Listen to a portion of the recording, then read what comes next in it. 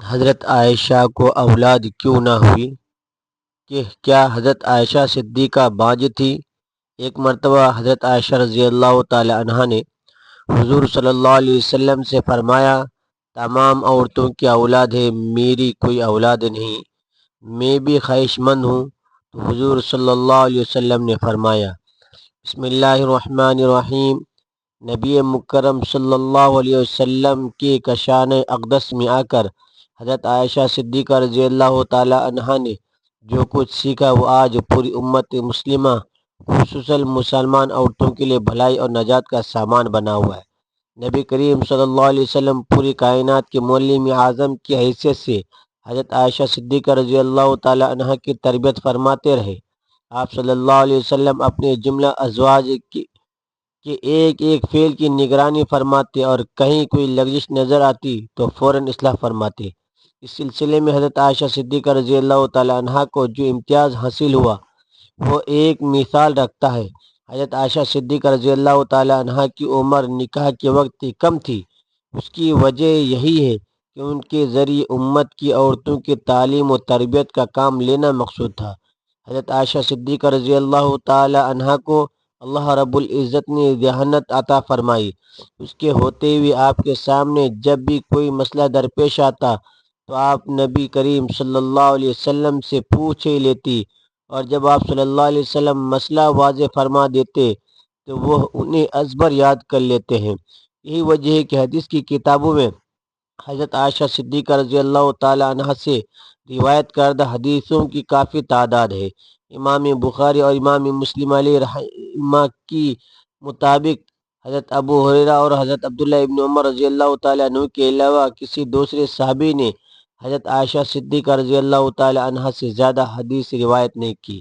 ام المؤمنین حضرت عائشہ صدیقہ رضی اللہ تعالی عنہ حضور صلی اللہ علیہ وسلم کے نکاح میں شوال کے مہینے میں آئیں اور شوال کے مہینے میں ہی آپ رضی اللہ تعالی عنہ کی رخصتی ہوئی۔ حضرت ابو عمر رضی اللہ تعالی عنہ فرماتے ہیں کہ ام المؤمنین حضرت عائشہ صدیقہ رضی اللہ تعالی عنہ اسی وجہ سے ہی یہ بات پسند کرتی تھی کہ ان کے خاندان اور دوسرے تعلق دار لوگوں کی خواتین بھی اپنے خاوند کے پاس شوال کے مہینے میں ہی جائیں۔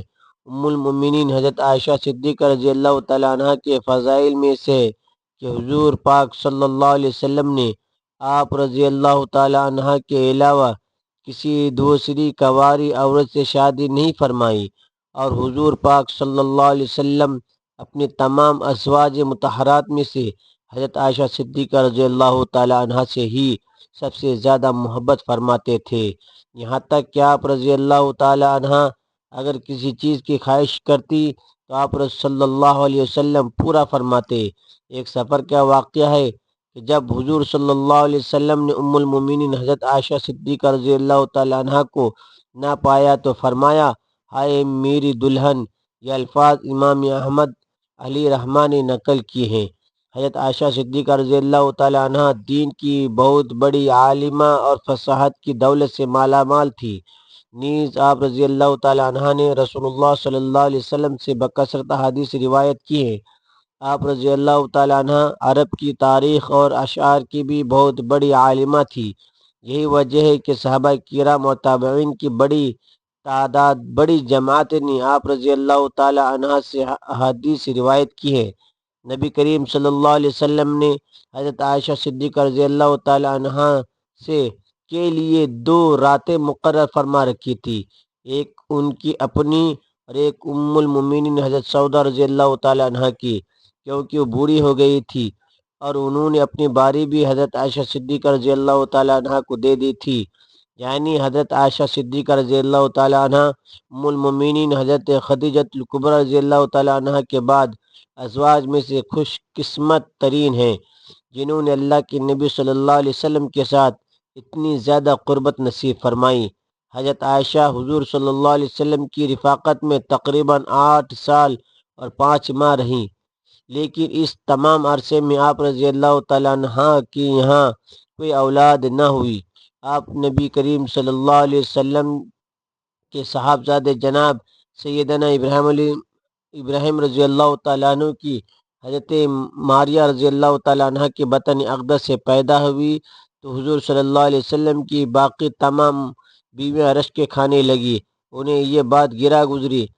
حضرت ابو جعفر رضی اللہ تعالیٰ عنہ سے روایت ہے کہ رسول اللہ صلی اللہ علیہ وسلم کچھ دنوں تک حضرت ماریہ کے پاس نہ گئے، کیونکہ آپ صلی اللہ علیہ وسلم کی باقی ازواج پر وہ گرا گزری تھی، ان پر رشک کھاتی تھی، مگر ان سب میں سب سے زیادہ رشک حضرت عائشہ صدیقہ رضی اللہ تعالی عنہ کو تھا، کیونکہ وہ بے اولاد تھی اور انہیں اولاد کی شدید خواہش بھی تھی۔ حضرت عائشہ رضی اللہ تعالی عنہ فرماتی ہیں، جب حضرت ابراہیم رضی اللہ تعالی عنہ پیدا ہوئے تو رسول اللہ صلی اللہ علیہ وسلم ان کو لیے میرے پاس آئے اور فرمایا، اے عائشہ، میرے ساتھ اس کی شباہت تو دیکھو، یہ میرے ساتھ کتنا ملتا جلتا ہے۔ میں نے کہا، مجھے تو کوئی شباہت نہیں دکھائی دیتی۔ فرمایا، کیا تو نے اس کے گورے رنگ اور گوشت کو نہیں دیکھا؟ میں نے کہا، جو دائی یا اونٹنی کے دودھ سے پالا جاتا ہے وہ گورا اور فربر موٹا ہوا کرتا ہے، جس کے بارے میں ایک اور روایت بھی موجود ہے جس میں یہ الفاظ ہے۔ حضرت عائشہ صدیقہ رضی اللہ تعالی عنہ نے عرض کیا، جس سے بھیڑ کا دودھ پلایا جائے وہ فربا اور گورا ہوتا ہے۔